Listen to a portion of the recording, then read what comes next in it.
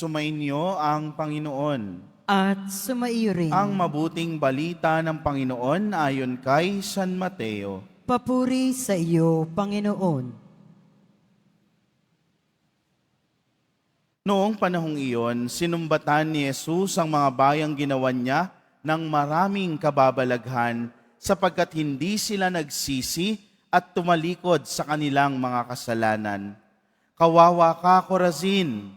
Kawawa ka, Betsaida!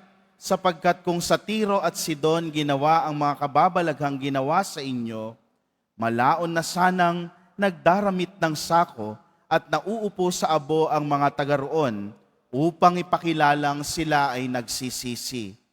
Ngunit sinasabi ko sa inyo, sa araw ng paghukom ay higit na mabigat ang sasapitin ninyo kaysa sasapitin ng mga taga Tiro at taga Sidon.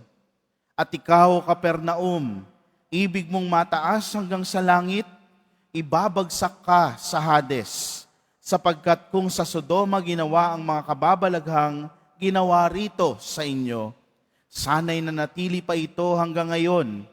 Ngunit sinasabi ko sa inyo, sa araw ng paghuhukom ay higit na mabigat ang ipaparusa sa inyo kaysa dinanas ng Sodoma.